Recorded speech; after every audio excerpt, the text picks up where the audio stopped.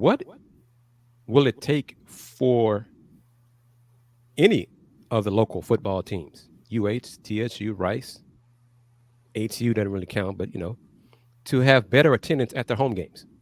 I mean, it's hard just because of the recreational dollar can be split in so many different ways. You have this large metroplex.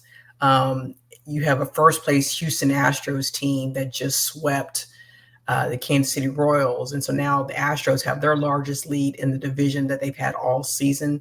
They have more wins than any other team since the All-Star break. So now you got, and then all of the hype and expectations coming up for the Texans.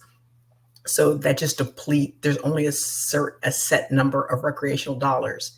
And now there are extra buckets to deposit those funds into. And so it's hard unless you have a dynamic product and a team on the field.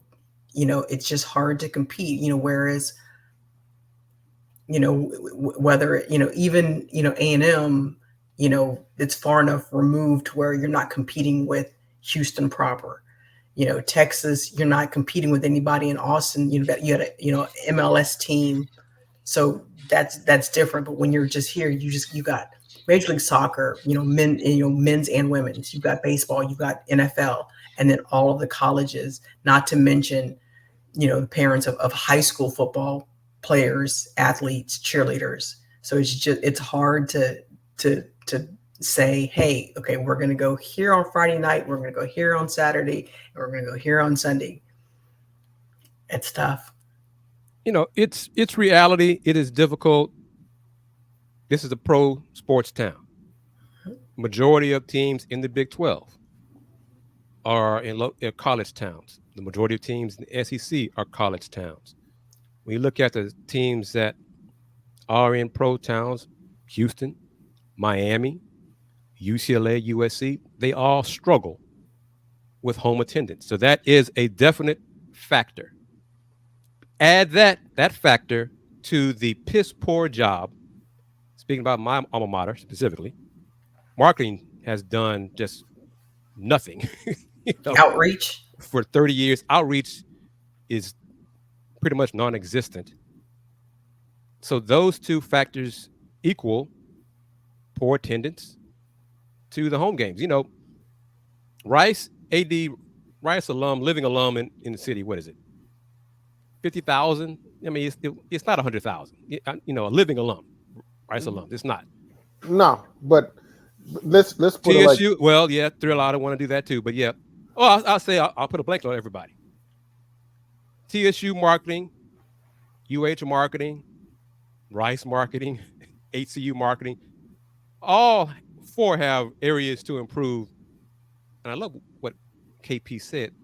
The outreach is just not. It's not good enough. And you are in a pro town. So you need to do a better job of outreach to at least get the word out to your alums, to recruits, their families, to let them know, hey, we got games this coming weekend.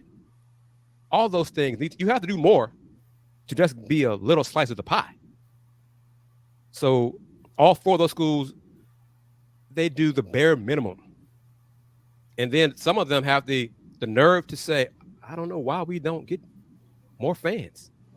You don't do enough to let folks know about you.